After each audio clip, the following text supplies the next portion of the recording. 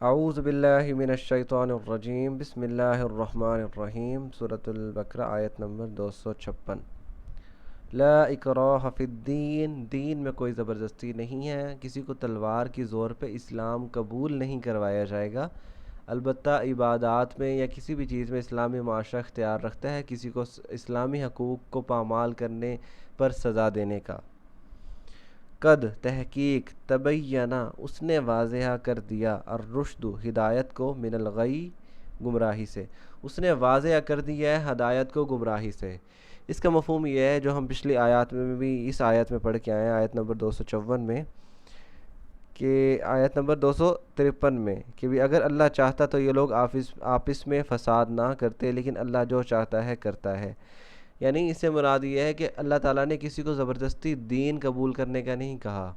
کیونکہ اگر اللہ چاہتا تو کس کی مجال تھی کہ اللہ کی نافرمانی کرتا، اللہ کے احکام کی مذاق اڑاتا، یا اس طرح کسی کی جرت نہیں تھی۔ لیکن اللہ تعالیٰ نے کہ عدل نے یہ گوارا نہیں کیا کہ ان کو زبردستی مسلمان بنایا جائے، ان کو زبردستی فرما بردار بنایا جائے، بلکہ ان کو آزادی دے دی جائے کہ کھل کر ان کے آگے یہ ہے کہ بھی ان کے آگے حق کی راہ واضح کر دی جائے، باطل کی راہ، گناہوں کی راہ واضح کر دی جائے، اور جو حق کے راستے میں چلے گا اس کے ان کو نتائج بتا دیے جائیں، جو گناہوں کے راستے پہ چلے گا اس کے نتائج بتا دیے جائیں، اور پھر انہیں کھلی آزادی دے دی جائے کہ وہ چاہے اما شاکرا و اما کفورا، چاہے تو وہ شکر گزار بندے بن جائیں، چاہے وہ کافر بن جائیں، انکار کرنے والے بن جائیں۔ تو قد تبین الرشد من الغی، اللہ تعالیٰ نے ہدایت کو اور گمراہی کو بڑا واضح کر دیا ہے، بہت واضح انداز میں۔ فمن یکفر، فا کا مطلب پس، من کا مطلب جو بھی، یکفر کفر کرے گا، جو بھی کفر کرے گا، بالطاغوت، طاغوت سے، طاغوت کا مطلب سمجھ لیں، طاغوت اصل میں طغیانی کا مطلب ہوتا ہے کسی چیز کا حد سے بڑھ جانا، جیسے کہتے ہیں سمندر میں طغیانی آئی ہوئی ہے، یعنی جو سمندر کی ایک حد تھی نا، ساحل،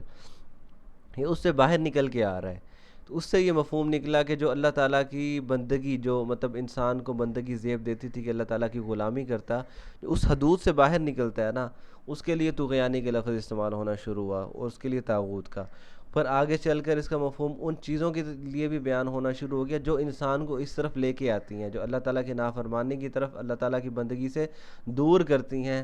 جو ایک انسان کی حدود ہیں، مطلب جو جتنے انسان کا ایک درجہ ہونا چاہیے تھا، جو اس حدود سے باہر لے کے آتی ہے چیز، وہ بھی طاغوت، یعنی شیاطین، جنات، جو بھی چیزیں، یہ ساری انسان کو گناہوں پہ اور انسان کی جو ایک حد ہونی چاہیے اس سے باہر نکلنے پر مجبور کرتی ہیں،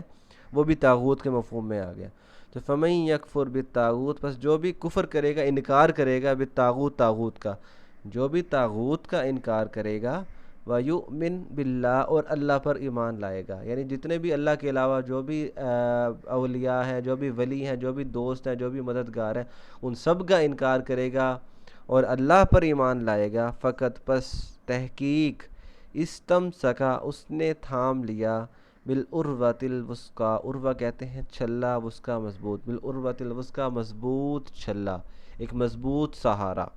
یعنی جو بھی طاغوت کا انکار کرے گا، کفر کرے گا اور اللہ پر ایمان لائے گا،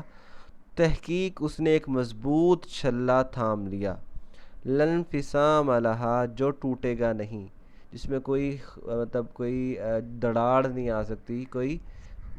ٹوٹ نہیں سکتا، وہی لن انفصام لہا، وہ ٹوٹ نہیں سکتا، واللہ، اور اللہ، سمیع، سننے والا ہے، علیم، جاننے والا ہے۔ اس کو ایک دفعہ بامحاورہ ترجمہ کر دوں، دین میں کوئی زبردستی نہیں ہے، تحقیق اس نے گمراہی اور ہدایت کو واضح کر دیا، بس جو بھی طاغوت کا انکار کرے گا اور اللہ پر ایمان لائے گا تو تحقیق اس نے ایک مضبوط سہارا تھام لیا جو ٹوٹ نہیں سکتا، اور اللہ سننے والا ہے، جاننے والا ہے۔ باقی انشاءاللہ اگلی آیت کل پڑھیں گے، وَمَا عَلَيْنَا إِلَّا الْبَلَاغُ الْمُبِينُ۔